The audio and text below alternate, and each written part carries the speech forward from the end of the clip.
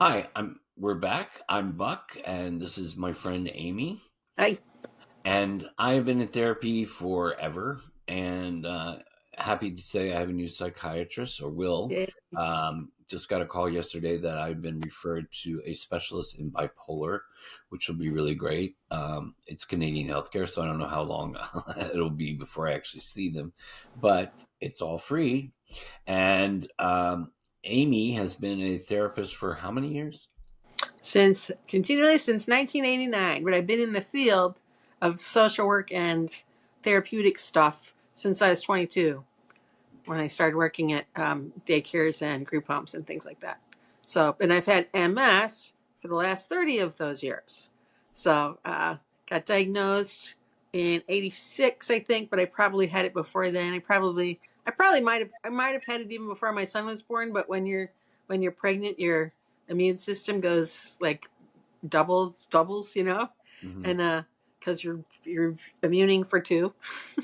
so so probably, but then I started having symptoms after he was born and got diagnosed in when he was one. So I've had MS for a long time, which is a good that's going to be good for our topic today. But Buck, what was your most dysfunctional thing this week? Well, I think that we're both going to talk about stuff. Um, so, uh, my ex had some time off, so we went through some stuff, or he went through some stuff because it's mostly his stuff. And we got rid of some stuff that people had given him. So he's under strict orders to not accept stuff that people keep giving him stuff they don't want because either it's broken, it's old, it's just taking up room in their house. And basically, they just want to get rid of it. So it's easier to have him come over and take it. So the thing was, we had this dining room table where two legs did not stay on. It was way too big for the space. So we finally got a table from a friend who we found the table and he fixed it. Because he likes to do stuff like that. And it's just a nice portable table with flaps, and we can actually pull it out to have Yeah. dinner, so we can actually not have to sit in front of the TV. We can Ah, actually have dinner at a a table. real table. Yeah, Yeah. we could have a couple people over if we wanted to do that. That'd So be nice. slowly but surely, but I I have to control myself to not get angry about it because people gave him the contents of the refrigerator when they closed up. I mean, we had an old jar of pickles and a bottle of mustard that was so hard it You couldn't probably even yeah. squeeze it out. It was just like stop taking stuff like that. Yeah. And Just because someone offers doesn't mean you have to take it. you're having a problem with stuff. I'm having a problem because we're trying to redo our back bedroom and, well, pretty much the whole back of this house. This house used to be a duplex, and there's two bathrooms side by side in our hallway. And that was where the duplex, there was a split. And, so that the back of our house is part of the part of the house that was actually meant for returning Korean War veterans. If you rented to a Korean War veteran, then you could get a discount on the house, and then you could, after a year or so, you could convert it into a single family home, which is what this is. So the back is three rooms: a bathroom, a bedroom, and our and what would have been the living room or the main part of the house. But we're using that as our bedroom. But we're going to revert it back to not a duplex, but to we want to make it one big master suite, which means I have to go through all my stuff. And we have lived here for 30 years. And I know it hasn't all been back there for 30 years, but it's 30 years worth of accumulation and trying to dig myself out from that space back there. And I'm not a hoarder, but I'm a pack rat. I have a lot of stuff and a lot of things that are either sentimental or I go, I'll be able to use that someday, which I have to quit doing. That's the thing that I have to go, okay, I'm not using it now and I'm not going to imminently use it. So therefore it has to go. And it's been really hard. So I'm not as bad as Mario. I don't take broken shit from people and I don't take the contents of the refrigerators, but I just have a lot of stuff. And some of it's like heirloomy, and some of it's just stuff I've accumulated that I just really like. Yeah. So And yeah, stuff is a dysfunction for me. it's hard to go through that. There's sentimental It value is. to it, but also because of your condition, It's you really hard because other people could just like get in there and just move bags of crap and stand up and sit down. And once I am like kind of, when you have MS, so everybody, I think I've said this before, everybody wakes up with their tank of gas, from sleeping, and then by the end of the day, you might be a little bit out of gas, but you still have like probably half tank and you have to go back to sleep. So I wake up, I'm a Mack truck and I only have half a tank of gas from the start. So once that half a tank of gas is depleted, it's not like I can just go and get some more energy, or it doesn't like just, doesn't just take one night's of sleep. It takes a really long time for me to recover. If I'm, like if I blow my legs out at 10 in the morning, they're blown for the rest of the day, which means like getting up, sitting down is like hard. So, it's just a frustrating bullshit kind of thing that I have to go through with my body. And that leads us to the whole topic for today, which is going to be grieving. right, So, right. and I wanted to start because everybody knows about denial, right? And they know it's not just a river in Egypt, and it's not just and people think it's like just not admitting something is true or not recognizing, or so, and that's part of it. But there's really four stages of denial. The first is it's not true. That would be like if somebody says you were in your mom was in an accident and she's not going to make it, and you go, no, that can't be true. That can't be true, and you just can't fathom that. Right. So that's the first stage. It's not true. The second stage is it's true, but it's not going to stay true. It's true now, but she'll be back, or something like that. And then the third one is it's true, it's going to stay true, but it's not going to change my life in any way. So my life is going to go on just exactly the same as it was before this thing happened. And then the fourth stage is it's true, it's going to stay true. It changed my life, or it's going to some more, but I have no feelings about it. That I am just fine with it. It's Yeah. okay. And that's where I live about 90% of the time. Because and denial's not just one of those things that like you just do it once. It's like it comes and goes. I was meeting with this couple whose son had gotten killed in a car accident, and I was talking with them about him, and I was at their house and we were talking. And when I left, I thought, oh, I forgot to ask about that kid, how he's doing. And then I went, oh my god, I just spent an hour talking with them about how he died, Right. and and but in my mind, I remember that's denial. Denial comes and goes. You Right. come out of it, you go into it, and the fourth stage of I don't have any feelings about it. I have to live there a lot of times, because if I lived with the grief all the time, I wouldn't be able to function. So that's what denial does, is it helps you kind of come to a place of understanding, but it also helps you be able to function in your life. So don't underrate denial. Denial's not a bad thing. It's a necessary thing. It helps you move into those stages. So um, so so after I've been in my denial for a while, when some big thing happens, or I have a realization, or something else happens, that's when I go into the different stages of grief and the grieving process itself, and feeling sad, which I feel sad about a lot of stuff. So does that Yeah. make sense? Yeah. And Yeah. grieving, we talked about grieving isn't just when something, your pet dies or a Right. relative dies or someone important dies to, it's also like just getting older. There are things that you can't do anymore, or Right. things that you can't stay up till 3 in the morning and then get up at 6 in the morning, Nope. and go to Yeah. work. You just can't do that anymore. And there's a sort of grieving process in letting go of that and realization that you're getting older. And Yeah. I imagine there's the same thing for you when you got MS. There's Yeah. you watched things just chip away from your life, things that Yep. you could do yesterday but you can't do today, and Right. that kind of thing. So if you want to talk about that. Yeah. Well, I have my top 10 things that make having a chronic illness sort of okay. And I always say number one is good parking. I get good parking. I like that. But the one of the things is I'm having an opportunity to understand what it's like to become old.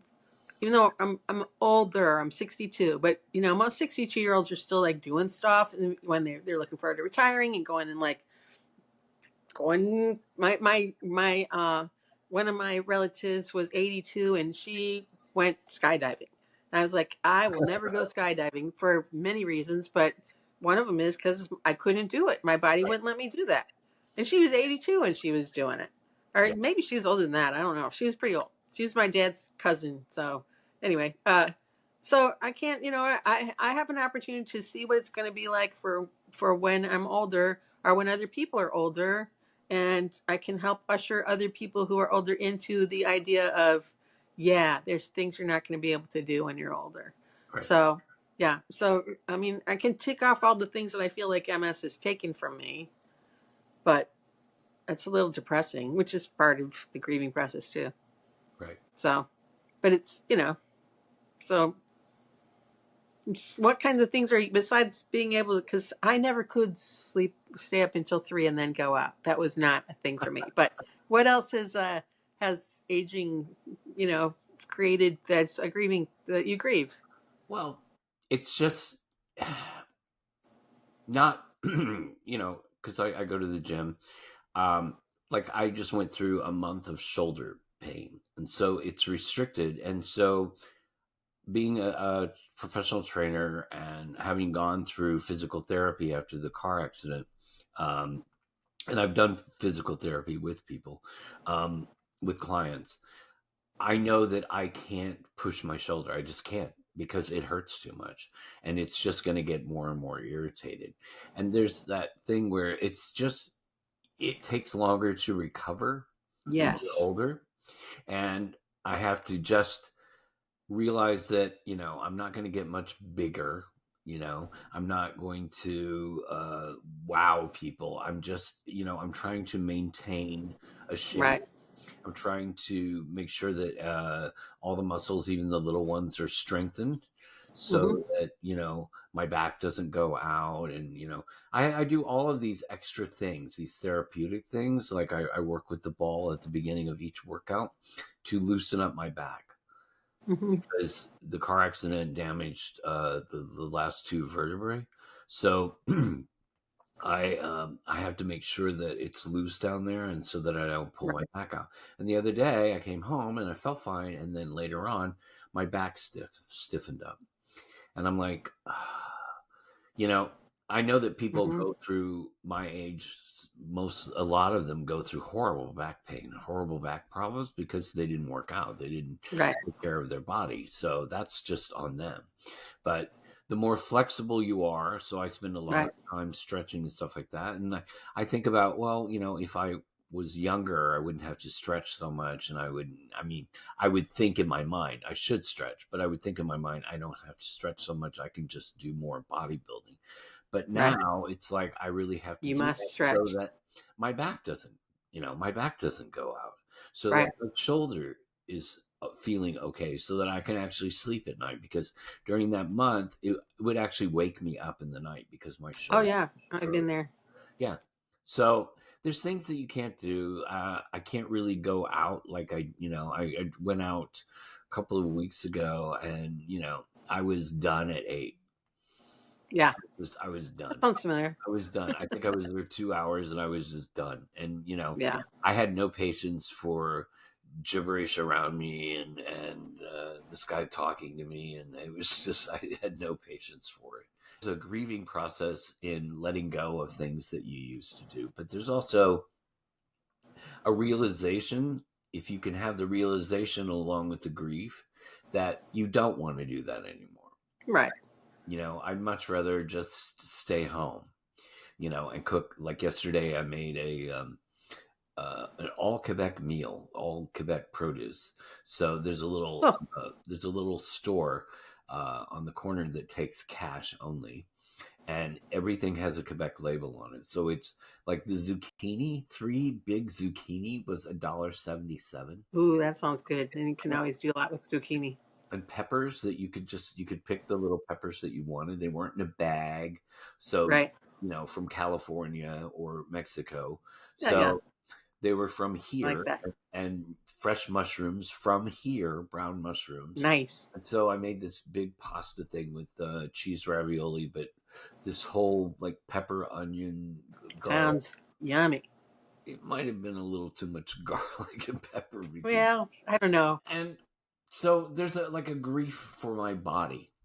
Yes, I understand My that. body, You know what? a little It's bit. hard when, not to like say something that's not necessarily true, but I kind of think it was true.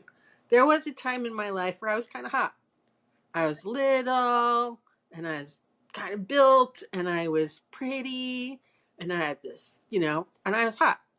And so now, instead of like when I go out, instead of feeling like people notice me because I'm hot, they notice me because I'm a younger looking person with a walker, Right. and they call me ma'am and ask me if I want the senior discount. And it's, that's one of those things like, well, I understand because I'm not young anymore, but, Right. I'm just kind of sad that I'm, Yeah. like even in my 30s, like I was at a conference with this friend of mine and we were having lunch out at this place and the waiter was flirting with me. And I didn't realize it first. And then Pam was like, my friend was like, he's flirting with you. And I was like, he is. And I never get that anymore. Never. Yeah. That doesn't happen. No, I know. And so I miss feeling like I was going through life with the attractiveness privilege, Right. that you get from just being sort of cute. So I miss that. And, yeah. And I can't go do things. I can't, like the heat is my kryptonite. If I get hot, my body shuts down. Right. So I can't go sit outside unless it's like cool enough, like, so I haven't been able to hardly leave the house, that kind of thing. And my husband recently has decided that I should not be driving, and I am complying with that, but I'm not ready to give that up yet. So I'm just kind of waiting to uh, for him to decide that it's fine. But Right. so but things like that, like your world, my world just gets smaller and smaller, Right. and I know that's what it's like to be old. That your world gets really small, and you don't go out, and and you spend a lot more time sleeping and stuff. That's part of grief. Your world is getting Yeah. smaller. You're Yeah. losing, if you lose a loved one or a pet. Yeah. The world is getting smaller. There's less people being Right. in your life, Right. and it also, when we look at our Facebook yearbook high school years. Yeah. Yeah. You see all these people that died. I mean, it's Yes. constant obituaries, and some of Yep. them I knew, some of them I didn't. There's only a couple I really knew, but it makes you see your own mortality. Oh, absolutely. So I think Being in the hospital recently too made me think that. I was yeah, like, I'm gonna die probably, but and that was never something that was gonna happen, but it was like it just felt like, well, maybe that'll happen. I don't know. So it's freaky. yeah. But You know, you go wanted ahead. to talk about the different stages of grief too. Yeah, because grieving itself, the sadness and feeling depressed and all that's actually the work of grieving. But there's the denial. The one thing, it's not like Elizabeth Kubler-Ross, when she developed the 5 stages of grief, people thought it was like uh, a recipe, like you do this, then you do this, and it's really more of a map. Like you have to go through those different stages to come to the final place, which is acceptance. But in order to do that, you kind of come and go out of the different stages. But the one thing that's always true is you always go into denial before you do whatever it is you're going to do. Grief itself, the feeling of grief and sadness, that's the actual work that you do about the grief. So, occasionally I'll come out of my denial and just like sit and cry or just sit and be pissed or both or whatever it is. And I'm sure I did the bargaining stuff too. Bargaining is like, okay, if I only take the right kind of vitamins, then it'll go away. Then I won't have it anymore. If only I do this, then it won't work. So it's not just like, I'll give you this if you give me that. It's more like, if I do this, I'll be good enough to not have that happen anymore, Right. which isn't true necessarily, you know? Right. But Oh God, if you cure me of this, I'll never ever blah blah yeah, blah. yeah. I will promise to be completely different from now on, starting right now. Okay. You know? Right. Right. So yeah, so all of that happens too. And But then you go back into denial. you've dealt with people that are going through grief. Have you done grief Absolutely. counseling? Oh yeah, absolutely. Well, I Right. mean, a lot of times that's kind of what counseling is in general. Is, I mean, and you have to, when you're going through therapy, a lot of times you have to give up some of your core beliefs, or some of, not core beliefs necessarily, but sometimes it's that. But the things that you believed, or the people that you think. Because I have one lady who I worked with who had to come to the realization that a person that she was really close with was a complete narcissist. And like, because narcissists, you don't know necessarily, narcissists are very good at endearing themselves and making sure that you are love bombed and that you think they're so wonderful. And when you finally see behind the little man behind the curtain, you realize they're nothing like you thought they were, and no, Right. they're not the person that you thought. And that you have to grieve that. That's a relationship that you're grieving, Right. and an understanding of the world, that you have to go, oh, not everybody is a nice person, not everybody tells the truth all the time. Right. You grieve that. So grieving can be giving up a person, Absolutely. relationship. It can be like giving up smoking. Yep. It can be giving up trying to be a younger version of yourself constantly, Right. and grieving that Right. the loss of that. Um, and it can be grieving just, I think, grieving changes in your life. Yes. Your life has changed, that you never got to do this, and Right. you never did this, and you always said you were going to do this and you never did that. And I think that grief in that way can build up in your head and make you feel really bad about yourself, Right. you know. But what you're Yeah. actually doing is grieving that you never are going to climb Mount Everest. You're never going to. Or win a gold medal for skating, or whatever it is. Right. Yeah. Yeah. Well, Right. and that's part of growing up. And when you're young, you think you're going to be able to do everything. And if somebody says, "Hey, can you sing?" You go, "Yeah, of course I can sing. Everybody can sing," or whatever it is. That it's, you just have like this whole world open to you of all the things that you can do. And even when you're an older adult, you think, "Okay, now that my life is a little settled and I've got a house and kids, now I'm going to explore this or do that." And you know, eventually you have to like say, "Okay, I've done everything I'm going to do. I am." There's that middle-aged hill that I'm coasting down it. Right. We've come to the top of it and gone down the other side. We're past middle age anymore. You know, that kind of thing. And closer to, my dad's cousin said this one time, and I love this. I mean, he's like my first cousin once removed. It's how that's that relationship. But anyway, he said, "I see life like a conveyor belt. And when you're a kid, you see all those people up ahead of you. All the older people are up there, and the conveyor belt's moving, but it's moving kind of slow, and you have all this fun stuff around you. And then eventually, like, you get to where it's a little more stable, a little less fun, but you're still kind of seeing a lot of people up there. But now you can see the people falling off the end of the conveyor Right. belt, and they keep falling, and it's getting closer to you. Yeah. And you start to realize, I'm going to fall off this conveyor belt eventually too. Right. And it takes, that's a hard thing to wrap your head around. And So you have to find a way to deal with it. Like when your dad died, you yeah, know, one of the things that they said is at least he's not in pain.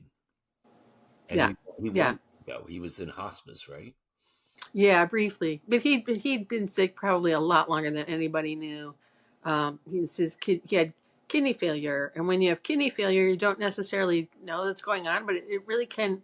Your kidneys like weed out stuff that gets into your body and in your brain and makes it kind of wacky. So yeah, he was not comfortable Yeah. those last, maybe. He was just, we used to say he's just like a cranky old man anymore. And he was cranky all the time. Actually, one time my son was there staying with them, and I said, "Is Grandpa cranky?" And he goes, Yeah, he's always cranky. I said, "Is it normal cranky or bad cranky?" He goes, "This is normal cranky," you Yeah. know.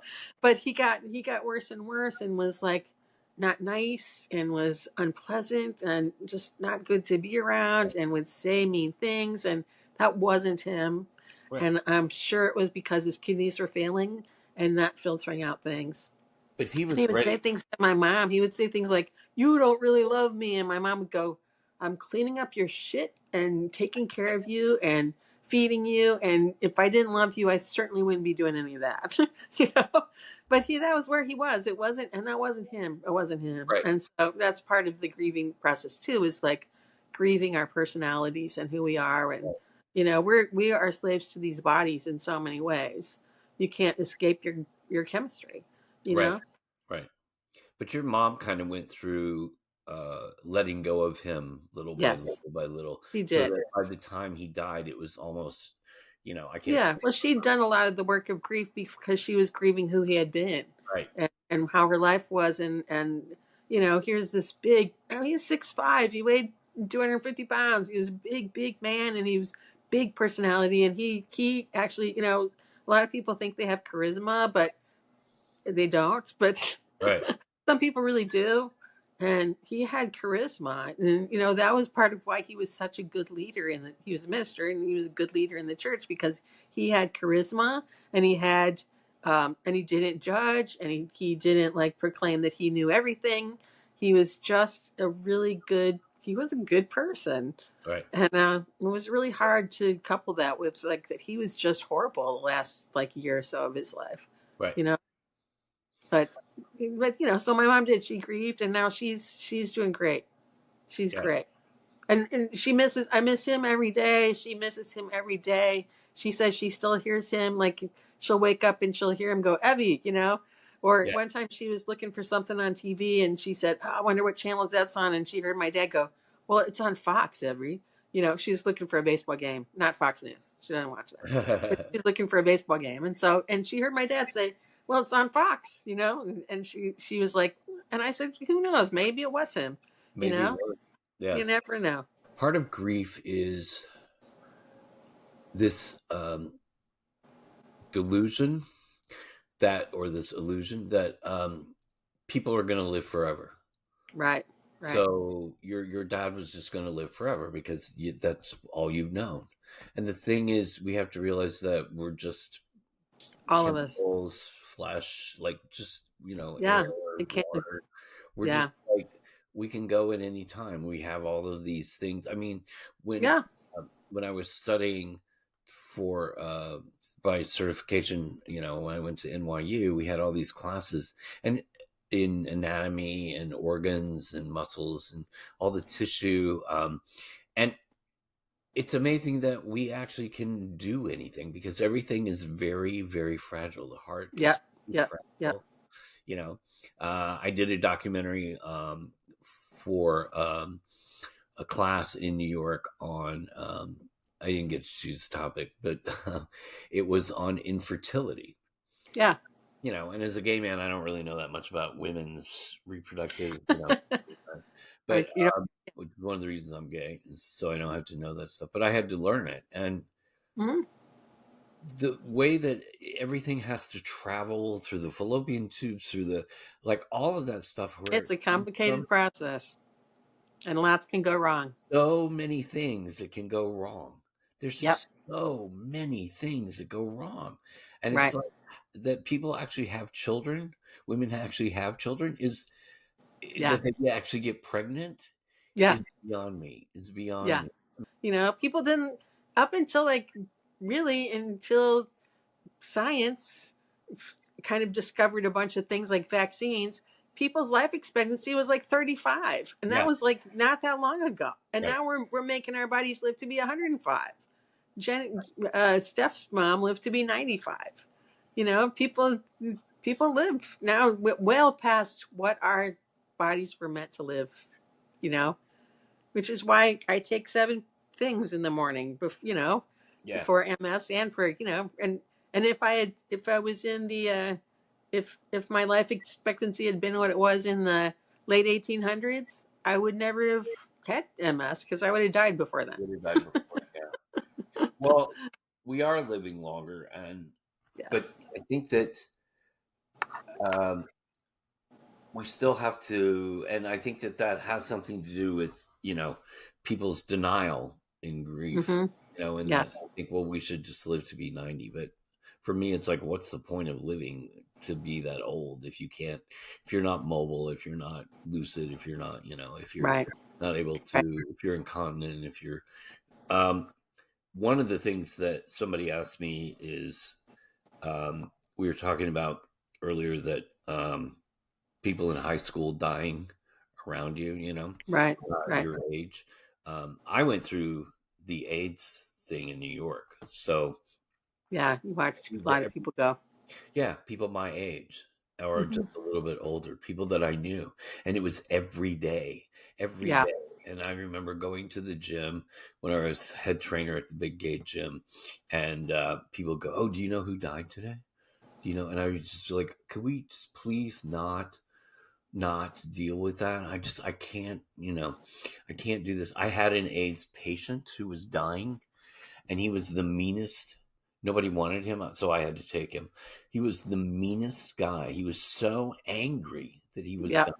He was so angry. And when I actually touched him to do body work with him, I could feel like this thing shoot This up my energy. Yeah. Yeah. headache. Believe Gave it. me a headache, and I wasn't able to block it, so I had to stop touching him. I said, "I have to stop touching you because you have so much negative energy." And I said, "No, I don't mean that in a No, not I love judgmental. the universe new age way." I said, "You really do have bad energy, and it shoots up and it Yeah. gives me a headache, and I just can't really deal with you." And the other thing is, when my brother died, so my family has a history of living, for a long time, even though my Yeah. parents died in their 80s. But my mother had Alzheimer's, and my dad was just, he had emphysema at the end and everything. But I mean, he was still okay. He was still lucid and everything like that. But like, Yeah. my brother died. He had something in his brain, and he fell down a lot, and then he just died. Like, he went into Oak Tree Villa. He went Hmm. in there and was being taken care of, and he died. So it was hard for my nephew. But the thing is, people ask me, I mean, I liked him. Out of all my siblings, he's probably the one I liked, kind of, um, who treated me okay. Uh, but so I didn't really grieve. It was more of a shock that, Yeah. like, right now, I'm the age that he died. Yeah. So I think about that. I'm the age that he died. But he had this weird, and we've never had cancer in our family, and this weird brain cancer thing in his, and we Just don't, luck of we the don't draw. get cancer. Yeah. We get skin cancer. That's it. We don't get cancer. Yeah. No, So I get it. there's a realization of your own mortality that, you could Yeah. go Yeah. any. I think that we have covered that pretty well today. Yeah. If you have I'm sure comments, we'll talk about that more in the future, but we're this is our deeper dive into right. it today.